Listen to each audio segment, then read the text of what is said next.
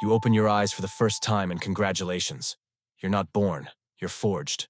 No mother, no womb, no first breath filled with wonder. You simply are, pulled into existence like a blade drawn from fire. And before you can even understand what you are, you're given a name. Mikail. Who is like God? Sounds like a question. Works like a weapon. It's not an invitation for debate.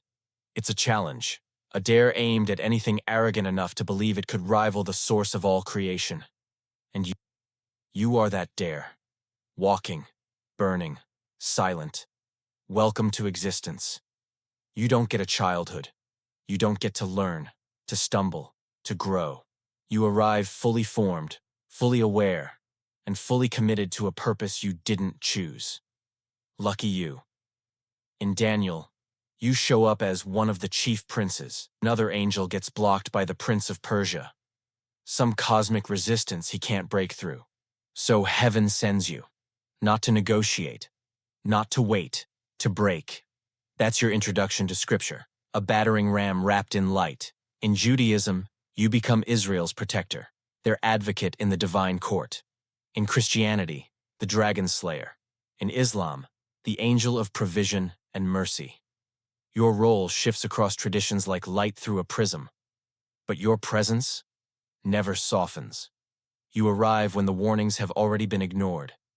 When diplomacy has failed. When heaven needs something done and can't afford hesitation. That's the job. No days off. No doubt. No self. You're not a messenger like Gabriel. You don't carry words. You carry weight. The kind that ends arguments. The kind that closes doors forever. And here's the cruel part. You're perfect for it. Not because you chose to be. Because you were made this way. Shaped for obedience before you could ever consider rebellion. Your name isn't a question. It's the answer no one wants to hear. Revelation 12 doesn't whisper. It declares, and there was war in heaven. Not tension, not disagreement. War. The kind that splits reality in half. And guess who's standing at the front line? Sword already drawn. You. The text says it plainly. Michael and his angels fought against the dragon. Notice the phrasing. Your angels. You're not following orders in this scene. You're giving them. Heaven has an army, and you're the one pointing where it strikes. Across from you stands the dragon, Satan, the serpent of old. The adversary in his final, monstrous form. And he's not alone either. Angels stand with him.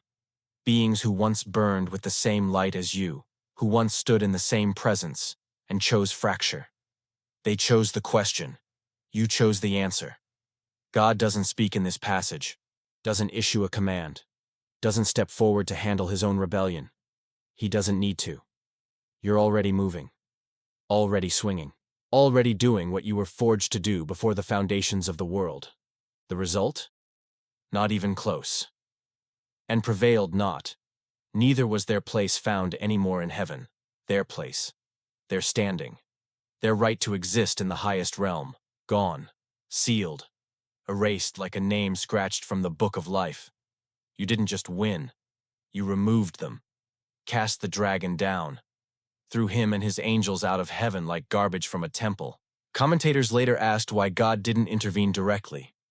Why send you instead of handling the rebellion himself? They missed the point entirely. God doesn't need to act when his will already walks on two legs and carries a blade.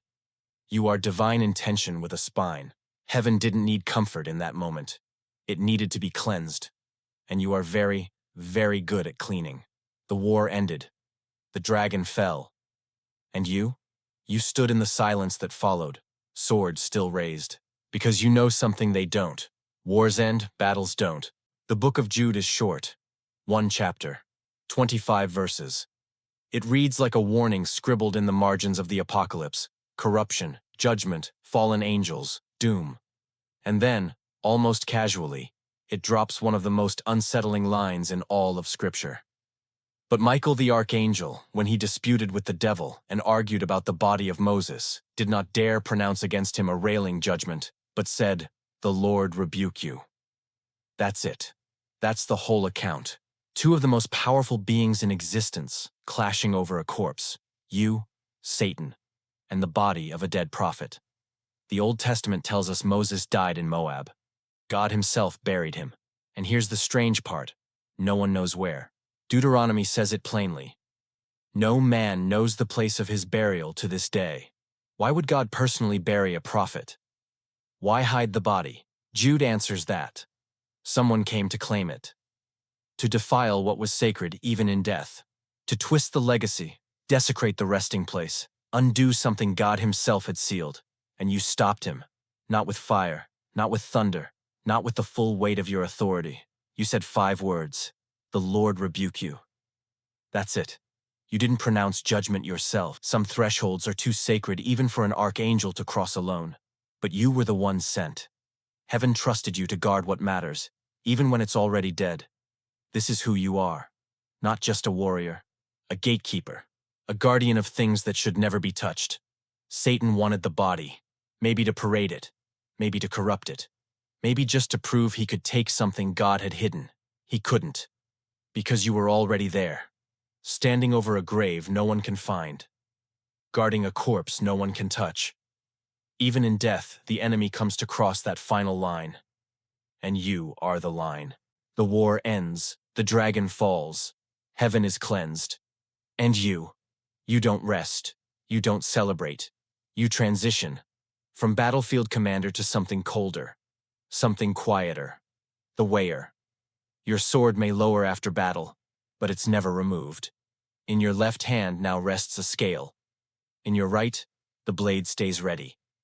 Because what comes after war isn't peace, it's judgment. In medieval tradition, you become the psychopomp, the one who stands at the moment of death. Not to comfort, not to guide with gentle words, to measure. Every human soul that crosses the threshold meets you there, suspended between eternity and oblivion. The scale tilts in response to what they were. Their acts, their motives, their weight. Byzantine icons show you towering above the dead, eyes fixed on the balance. Demons claw at one end, shrieking, pleading, bargaining, trying to tip the scale in their favor.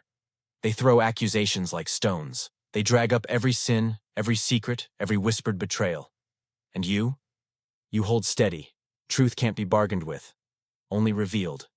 Some souls are welcomed, light as feathers, clean as morning. They rise and you let them pass. Some are found wanting. The scale dips. The sword remembers its purpose. The Roman rite of the dead includes a prayer. Saint Michael the Archangel, come to the aid of God's people. Bring them from darkness into the light of heaven. But even in that plea, there's no guarantee. Your job isn't to save everyone. It's to separate. Wheat from chaff. Gold from ash. The worthy from the wanting. Revelation shows you at the beginning of the end. Medieval tradition shows you at the end of each individual life. In both, you function the same way. Threshold. Blade. Silence. There's no trial. No appeal. No closing arguments. Just the moment. And the unbearable weight of your silence while the scale decides. Here's the thing about demons. They don't fear God the way they fear you. God is distant. Abstract. A presence so vast it becomes almost theoretical. The source of everything, yes, but also the source they've already rejected. They made their choice. They fell. What's done is done. But you're the reminder that stings. You stood in the same light, burned with the same fire, existed in the same proximity to the throne. You heard the same silence between divine thoughts. You felt the same pull that Lucifer felt, the pull toward self, toward question, toward more. And you didn't move. Lucifer's sin wasn't rebellion. It was the thought before rebellion. That first flicker of comparison. I will ascend. I will be like the Most High. A fracture so small it could have been mistaken for ambition. You never fractured. Not once, not ever. That's why they hate you. You're not just their executioner. You're their shame made manifest. Walking proof that the fall was a choice. That they could have stayed. That the light didn't push them out. They jumped. And now, here's the cruel irony of your existence. You judge humans by the same standard. Beings made of dust and contradiction. Creatures who waver by design. Who carry doubt like oxygen. Who spend entire lifetimes stumbling between devotion and betrayal. When they die, they meet you. Scale in one hand, sword in the other. And you weigh them against the only metric you know. Did they stand when the line appeared? Or did they cross it? No allowances for weakness, no curve for being human, just the weight. You don't speak at the moment of judgment. You don't need to. Words are for those who waver. Explanations are for those who doubt. You are obedience without fracture, clarity without compromise. The blade that cuts reality into two categories, those who held and those who broke. The scale tilts, and it already knows.